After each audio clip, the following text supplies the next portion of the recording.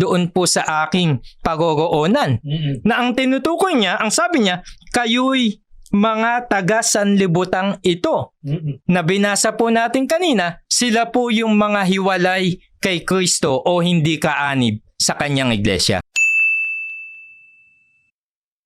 Magandang araw po sa inyong lahat. Sir JR po ng Usap-Usap University at mga ka-youth. It's always nice to be seeing you once again at sana po ay nasa mabuti po kayong kalagayan. We are shooting this at the end of July 2025 at sa totoo lang po mga ka-youth, kasalukuyan pong binabagyo ang ating bansa ngayon. So tatlo po magkakasunod. Kaya sana po ay nasa mabuti po kayong kalagayan. Sana po ay safe po kayo. Mag-ingat po kayo. The latest figure would say around 1.9 million po ng mga Pilipino ang apektado ng mga bagyo sa kasalukuyan. Mga ka-Youth 3, para po sa mga pagawa ng ating po ginagawa dito sa Youth 3, tayo po ay nanonood lamang ng mga religious videos, mga preachings, mga sermon. At syempre, sa ating pong Youth 3 community, more than 182,000 subscribers, maraming salamat po. At syempre, sa iba't iba pong mga Pilipino sa loob at labas ng bansa, ang goal po ng ating show ay nagbibigay po ng first reaction, first impression sa mga video po na pang-espiritual. Sa ating episode ngayon, ito po ay actually isang show ng INC at ito ay video suggestion ng isa nating supporter. Ang titulo do nga po is Suriin Natin. I believe we already gave one video reaction of this in the past already. So I'm excited about this. Sa akin pong background sa pag-aanalisa, ako po ay dating university debater mula po sa MSU IIT sa loob po ng 3 taon. Ako rin po ay nakapagdebate sa ABS-CBN News Channel at ako ay member ng isang international public speaking organization, ang Toastmasters International. Mga ka-youth, I think maliwanag naman na hindi ako kaanib ng Iglesia ni Cristo, hindi rin po ako kaanib ng alinmang reliyon. So, my job here as a video reactor is just to give my first impressions dahil I am watching this in real time for the first time, mga ka-youth. Bago po pala tayo mag-continue, please click thumbs up, mga ka-youth dyan. Isang napakaliit na action mula po sa inyo pero para sa amin napakalaking bagay na po. Ibig sabihin po ng inyong thumbs up, pag nilike niyo po yung video, kayo po ay nagre-recommenda sa video na ito para din po mapanood ng iba pang mga YouTube viewers. And also, kung may mga mensahe po kayo, mga comments kayo, just type it below, mga ka-youth. Lahat po ng mga mensahe amin po talagang binabasa. At syempre, pwede rin mabasa ng ibang mga viewers. So, if everything now is ready, let us watch this video together. Sabihin niyo po ako,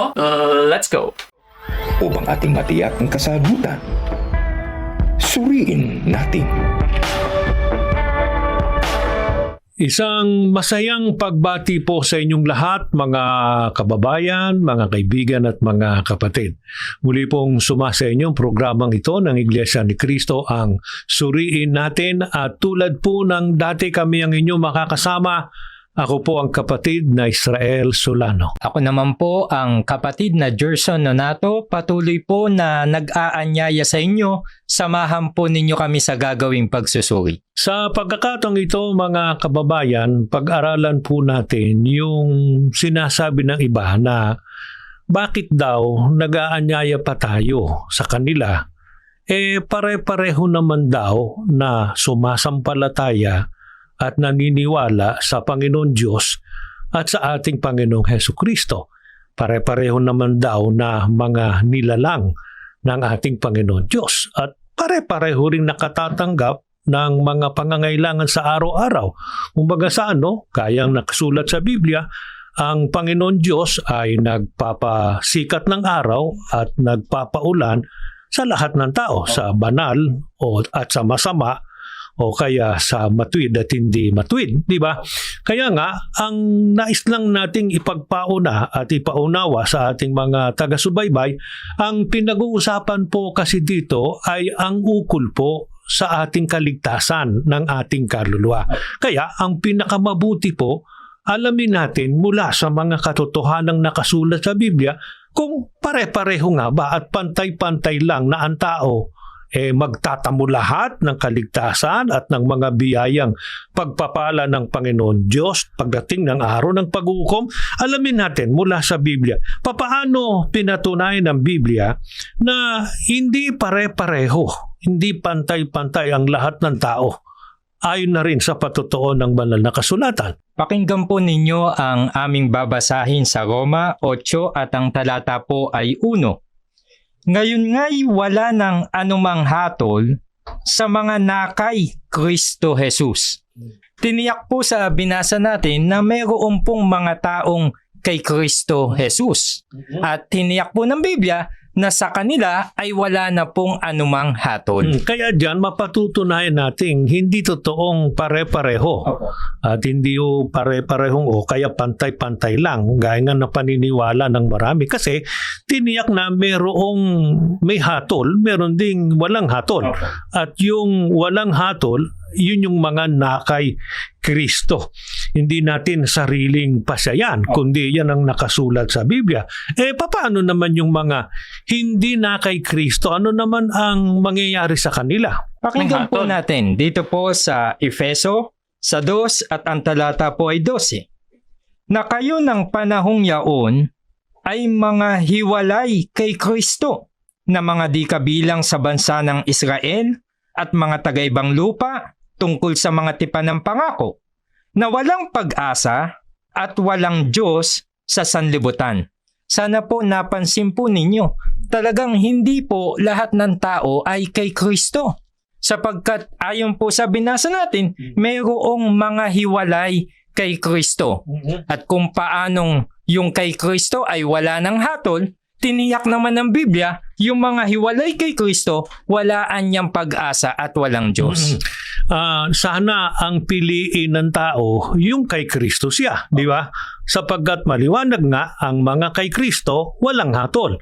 Samantalang yung mga hiwalay kay Kristo, gaya ng nabanggit mo kapatid na Jason na nakasulat sa Biblia, walaan niyang pag-asa at walang Diyos sa sanlibutan. Kaya po, hindi totoong pare-parehong kay Kristo ang lahat. Ang mga hindi kay Kristo, yun ang mga taong hiwalay sa Kanya at sila ang meron pong hatol. Ngayon, ang sinasabi ng iba, yan daw mga may hatol, yung mga hiwalay kay Kristo at hindi sinabing hiwalay sa iglesia, kapatid na Gerson. Ano sagot ng Biblia? Pakinggan po natin. Biblia po ang sasagot sa atin sa unang Korinto, dito po sa 5 at ang mga talata ay 13 at 12 pa.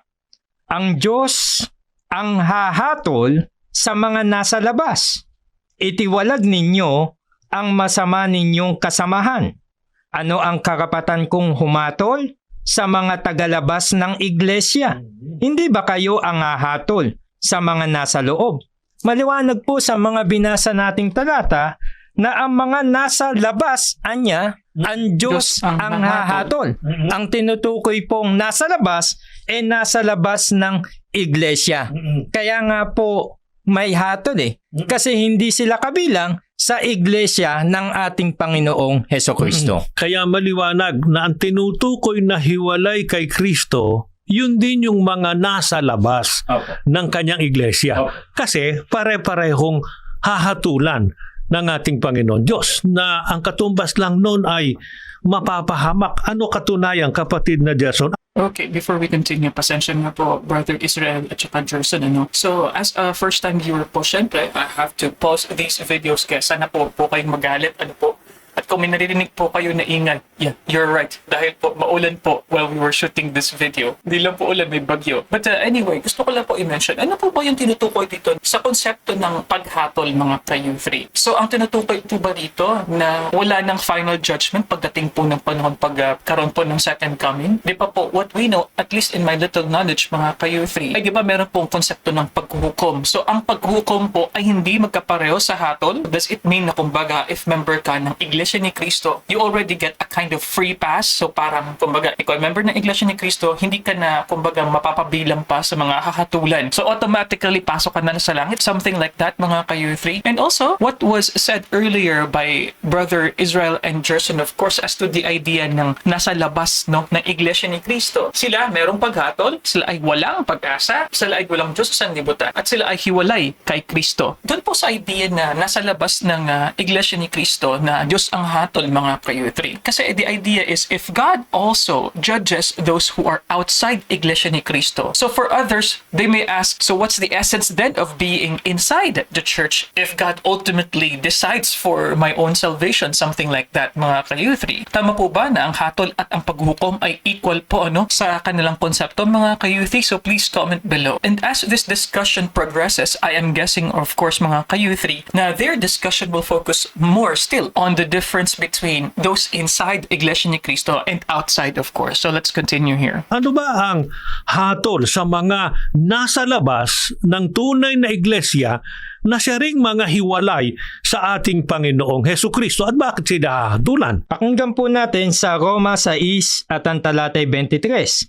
Sapagkat ang kabayaran ng kasalanan ay kamatayan, datapwat ang kaloob na walang bayad ng Diyos ay buhay na walang hanggan kay Kristo Jesus na Panginoon natin. Sa binasa po natin, dalawa po ang maaaring matamo ng tao. Kamatayan para doon sa mga makasalanan O buhay na at walang hanggan. walang hanggang buhay doon po sa mga kay Kristo Jesus. Kaya nga sabi natin kanina, yun ang dapat na matiyak ng tao, na kay Kristo siya, hindi siya hiwalay kay Kristo, na ang katumbas nasa loob ng kanyang iglesia, di ba? Para ang mata mo niya, hindi yung hatol, kundi magtamo siya ng buhay na walang hanggan. Kaya naman hahatulan dahil sa nagawang kasalanan, di ba? Kasi yung nagawang kasalanan ng tao, kailangang bayaran niya at ang kabayaran ay kamatayan. Mari sabihin na iba, di bali na, total, mamamatay naman talaga malalagutan naman ng hininga. O di kapag namatay ako o nalagutan ng hininga ako, nakabayad na ako sa aking Physical death. nagawang kasalanan. Alin bang kamatayan na tinutukoy na Spiritual or ganap physical? na kabayaran ng nagawang kasalanan ng tao? Pakinggan po natin sa Apokalipsis sa 21 at ang talata po ay 8. Ngunit sa mga duwag at sa mga hindi mananampalataya at sa mga kasuklam-suklam at sa mga mamamatay tao at sa mga mapakiapid at sa mga manggagaway at sa mga mapagsamba sa Diyos-Diyusan at sa lahat ng mga sinungaling, ang kanilang bahagi ay sa dagat-dagatang nagniningas sa apoy at asupre na siyang ikalawang kamatayan. Maliwanag po na hindi po ang pagkalagot ng hininga ang ganap na kabayaran ng kasalanan ng tao. Bahagi lang yun, no? Opo. Ang tinutukoy na ganap na kabayaran ng kasalanan ng tao ay yung pong ikalawang kamatayan. Na ang sabi ng Biblia, dagat-dagatang nagniningas sa apoy at asupre. Yun din yung kaparusahan Opo. na itinakda ng Panginoon Diyos pagdating ng araw ng paghuhukom. Opo. Na sa araw na yun, lilipulin niya ang lahat ng taong masama, lahat ng taong ang ibinuhay at ginawa ay pawang mga kasalanan. Opo. Ngayon, sabi nila dyan, kapatid na Jason, dapat pare-parehong hatulan ang mga nasa loob at nasa labas ng iglesia sapagkat di ba't lahat anya ng tao ay nagkasala? Ngayon, ang tanong natin, ano ang pagkakaiba ng nasa loob ng tunay na iglesia? Pakinggan po natin sa Biblia sa Galatia sa 3 at ang talatay 13. Ganito po nakasulat. Sa sumpa ng kautusan ay tinubos tayo ni Kristo na naging sumpa sa ganang atin sapagkat nasusulat, sinusumpa ang bawat binibitay sa punong kahoy. Maliwanag po na mayroon pong mga taong tinubos ng ating Panginoong Jesucristo sa sumpa po ng kautusan. Ano nga yung kautusan na binabanggit? Di ba binasa natin kanina? Opo, na ang tinutukoy nga po ay yung batas po ng Diyos na ang tao kailangan pong magbayad sa kanyang kasalanan at ang ganap na kabayaran ay ang ikalawang kamatayan sa dagat-dagatang apoy. At niliwanag din, sa kababasa mo namang talata, merong mga tinubos ng ating Panginoong Hesukristo. Kaya naligtas na sila sa sumpa ng kautusan. Nang ibig sabihin, hindi na sila magbabayad sa kanilang nagawang mga kasalanan. Kasi nga, ang nagbayad na noon ang ating Panginoong Hesukristo. Kaya nga importante at mahalagang na kay Kristo di ba? Kaya nga sabi kanina ni Apostol Pablo, yung mga na kay Kristo, wala na anyang anumang hatol. Samantalang kapag wala kay Kristo, hahatulan. Ang tinutukoy, mga nasa labas ng kanyang iglesia. Ang alamin natin ngayon, ano kinalaman po ng mga na kay Kristo na ang tinutukoy po ay yung mga tinubos ng ating Panginoong Hesukristo. Sino po ba pinatutunayan ng Biblia na tinubos ng dugo ng ating Panginoong Hesukristo? Pakinggan po ninyo sagot ng Biblia. Dito sa Gawa 20 at 28. Ingatan ninyo kung gayon ang inyong sarili at ang buong kawan Narito hinirang kayo ng Espiritu Santo na mga katiwala upang pakanin ang Iglesia ni Kristo na binili niya ng kanyang dugo. Pinatutunayan po ng Biblia na ang binili o tinubos po ng dugo ng ating Panginoong Hesukristo ay ang Iglesia ni Kristo. Kaya mahalaga po na ang tao'y kaanib sa Iglesia ni Kristo. Kapag ka nasa loob siya ng Iglesia ni Kristo, na kay Kristo siya. Pag na kay Kristo, wala na anyang anumang hatol. Kaya walang hatol kasi tinubos ng dugo ng ating Panginoon Kristo na ang katumbas napatawad na sa mga nagawang kasalanan. Kaya po, hindi po totoong pare-pareho lang. Sabi na iba kasi, sumasampalataya naman, naniniwala naman sa ating Panginoong Hesukristo. Hindi ho sapat yun. Kailangan pailalim po sa ginawang pagtubos ng dugo ng ating Panginoong Hesukristo. Ngayon, ang tanong, kapatid na Jason, wala na bang ibang paraan upang mapatawad sa kasalanan ang tao kundi sa pamamagitan ng ginawang pagtubos ng dugo ng ating Panginoong Hesukristo? Maybe no Hayaan po other way. nating Biblia po ang sumagot sa ating katanungan sa Hebreo po sa 9 at ang talata ay 22. At ayon sa kautusan ay halos masasabi kong lahat ng mga bagay ay nililinis ng dugo. At maliban na sa pagkabuhos ng dugo ay walang kapatawaran. Maliwanag po ang sabi ng Biblia. Maliban na No other sa forgiveness. pagkabuhos ng dugo ay walang kapatawaran. Kaya nasasagot yung tanong natin.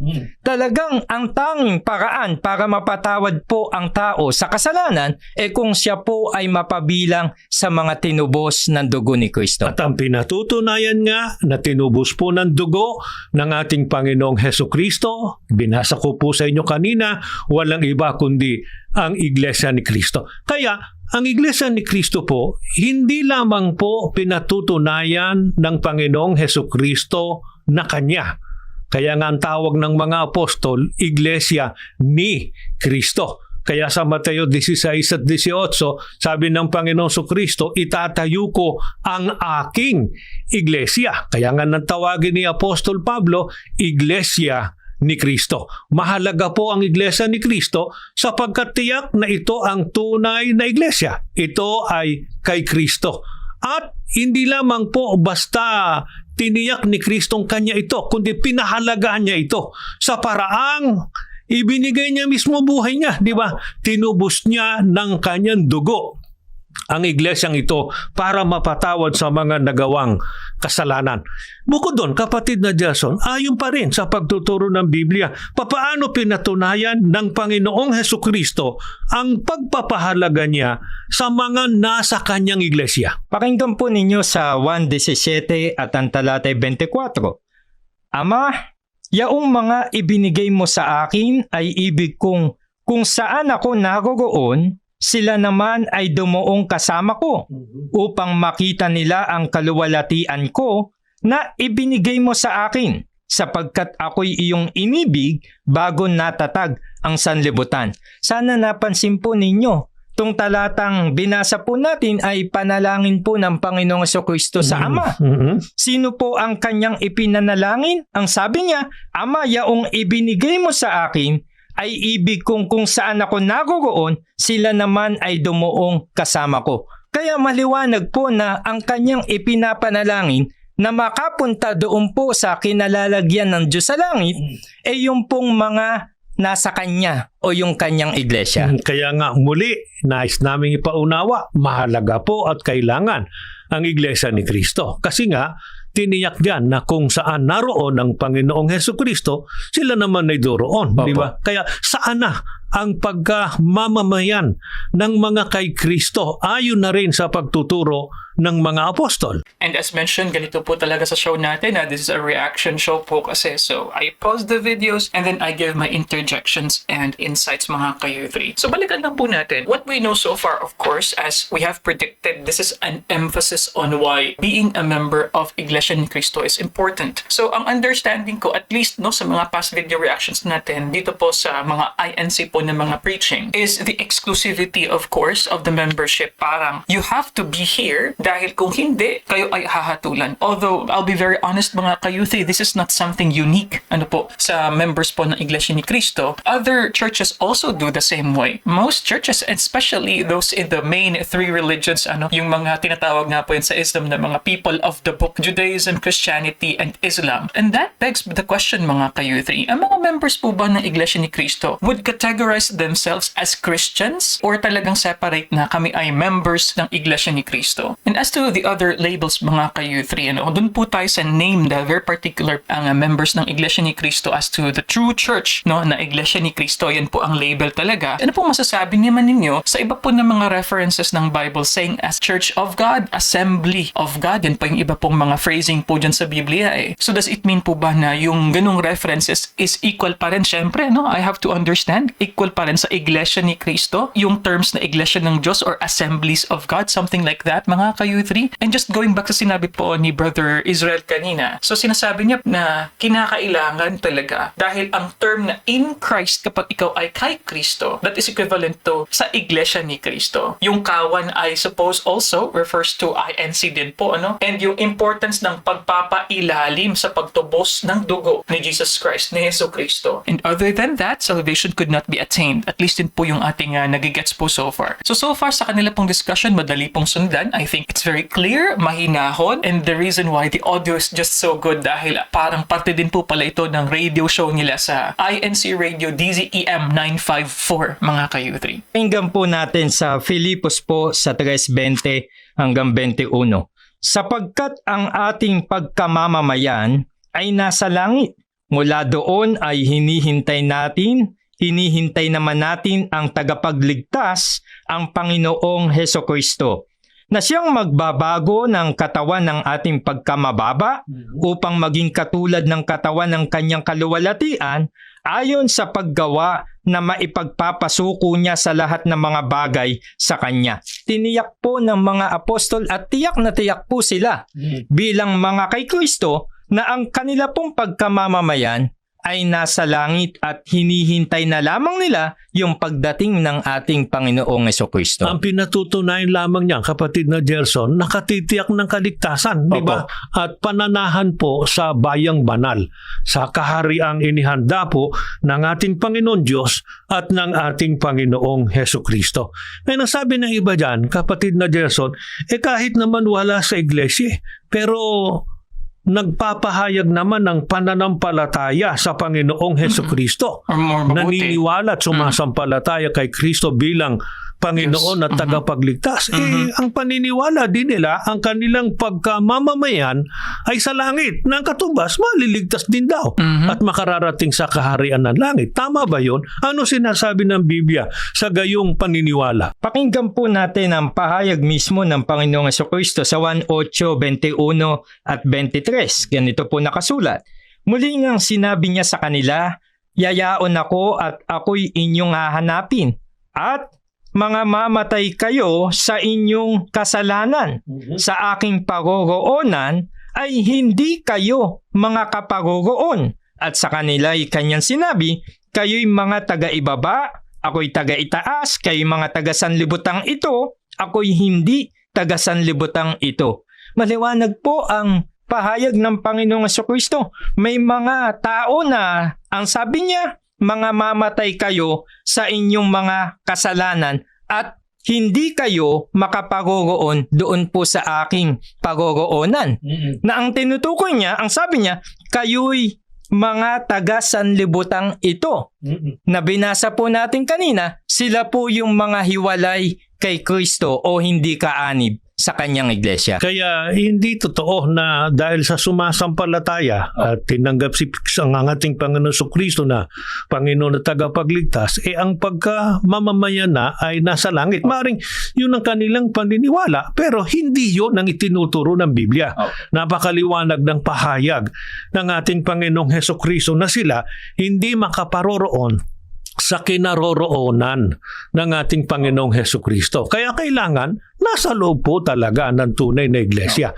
Kaya para pakinabangan po ng tao ang kanyang pananampalataya, ang pagtanggap niya sa Panginoong Hesukristo bilang Panginoon at tagapagligtas, kailangan munang matiyak niyang nasa loob siya ng tunay na iglesia ni Kristo. Dahil diyan, ano ang itinuturo ng ating Panginoong Hesukristo na paraan para ang taong hiwalay sa Kanya ay maging Kanya, huwag mahiwalay sa Panginoong Hesukristo. Ano ba utos ng ating Panginoong Hesukristo? Pakinggan po natin sa 1 Gs at ang talata po ay 9.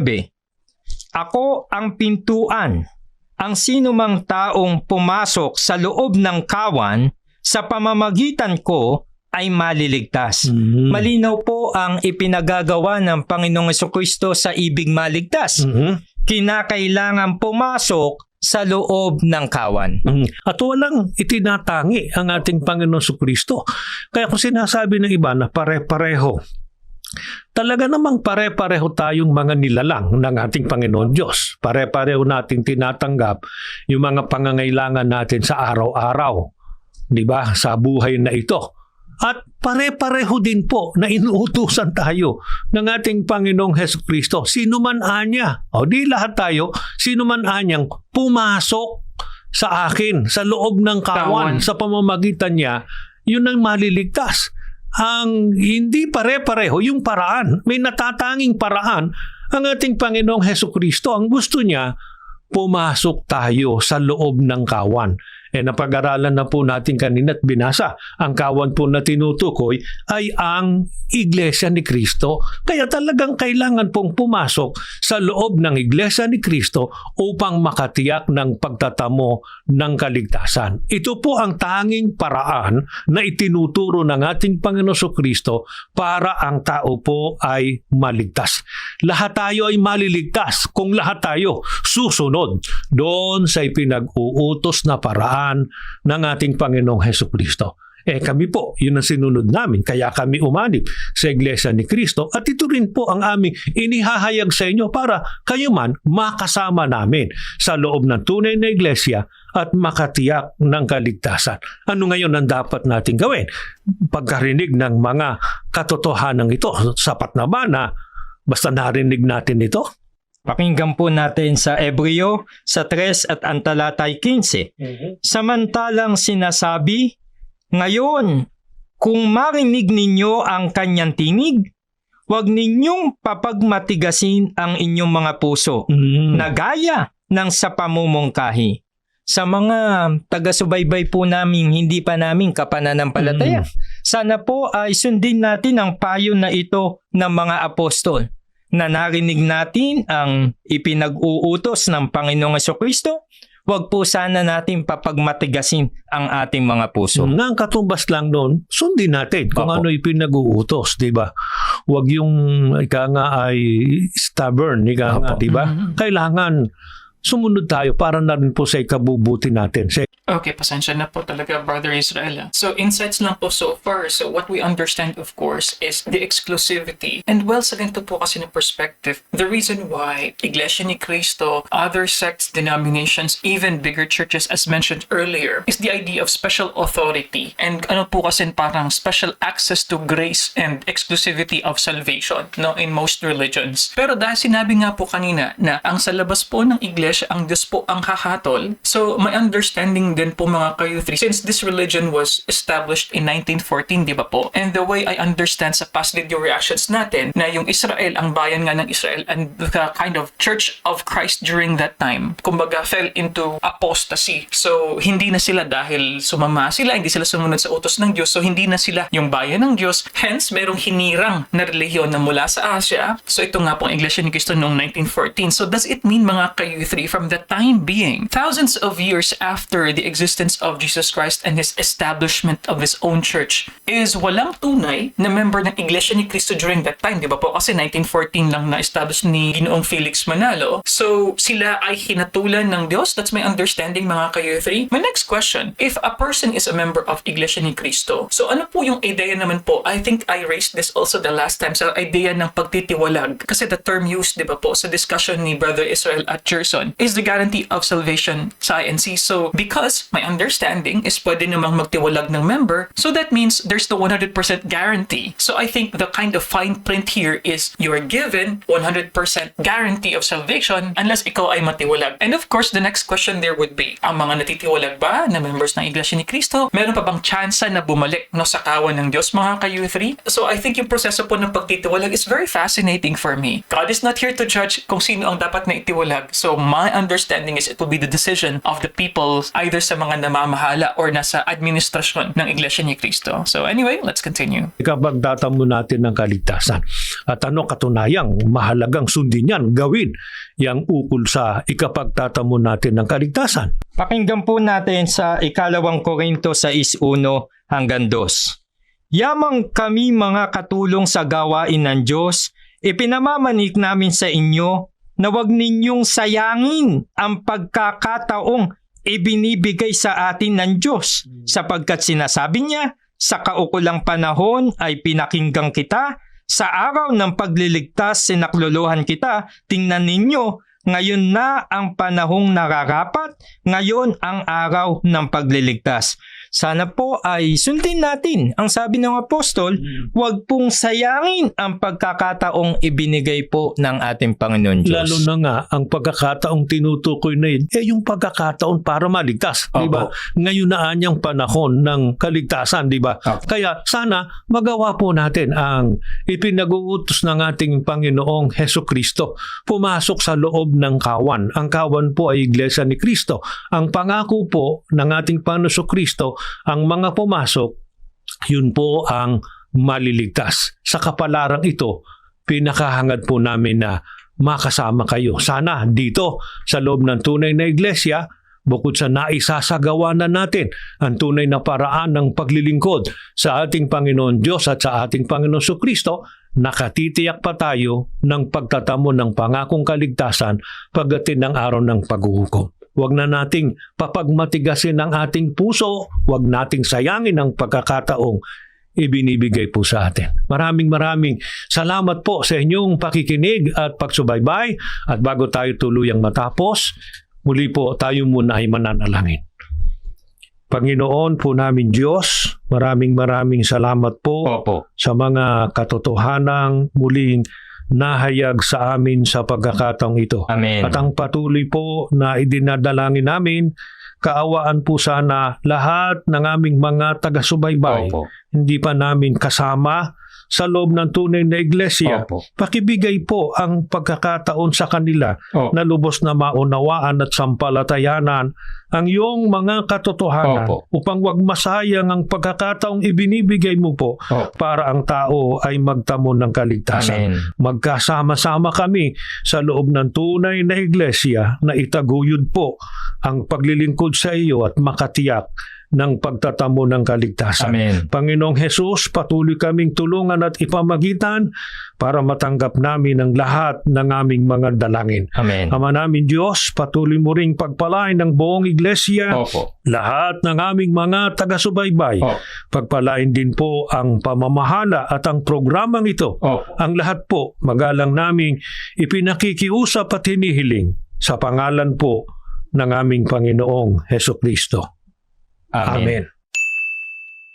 Okay, mga ka-Youth3, dyan po nagtatapos ang ating episode ngayon. At sa muli, I always appreciate yung support po ng ating po mga viewers, no? At kung kayo po ay follower po ng Youth3, alam niyo po yan na hindi necessarily nasa membership na yung mga request. Meron pong iba na nagsusuri, meron pong iba na nagkukumpara. Kaya yan po talaga ang goal natin sa Youth3. We give our first impressions, first reactions as we are watching the video for the first time. And in a way, raise some questions na posible pong itanong din ng iba pong mga viewers po natin. natin. So as to this discussion, it is quite short. So I'm guessing in this big siguro radio show talaga ito. Kaya nga po medyo maikli kasi nga syempre limitado po yung oras na binibigay po sa mga radio shows. And for this discussion ni Brother Israel and Gerson, I would say as always, no, structured, madaling sundan, formal at very respectful po yung language na kanilang kinagamit. And other than that, they are of course substantiating on the fact why it is very, very important for people in general, of course, not to be a member nga ng Iglesia ni Cristo. So Iglesia ni Cristo is I think more than 2% of the general population. Anyway, so yun nga po ang diskusyon, ang importansya ng pagiging member. Gusto ko yung term actually na sinabi kanina ni Brother Israel, yung pagpapailalim natin, no, ng tao sa pagtubos ng dugo ni Cristo. That's the only way for you to be part ng kawan. So that is equal to being a member of Iglesia ni Cristo. Kapag sinabi na in Christ, that means ikaw ay member or nasa ilalim na Iglesia ni Cristo. So as to the other labels, as I mentioned earlier, ano po kayo masasabi ng mga members ng Iglesia ni Cristo as to references of being churches of God, being assemblies of God, di ba po? Kasi may mga term po na ganun din sa references po sa Biblia. So I'm guessing, my understanding, if there is really such a superiority of the term Iglesia ni Cristo, so can we also say that these are churches of God through Christ, Iglesia ng Diyos sa pamamagitan ni Cristo, mga ka-youth? So I'm very curious about this. But of course, hindi ko na po maulit lahat po ng aking mga nasabi po ng mga insights, mga interjections sa video na ito. So please comment below what you guys think, both sa members po ng Iglesia ni Cristo at sa mga hindi naman members ng Iglesia ni Cristo. I really appreciate all of your comments, mga ka-youth. Binabasa po namin lagi yan. And as always, if you like this kind of video, you can watch this video over here. Meron din po tayong playlist over there. And kung hindi ka pa subscribe, ay mag-subscribe ka na! Kasi libre lang po dito. And I'll see you guys next time. Peace! Bye-bye!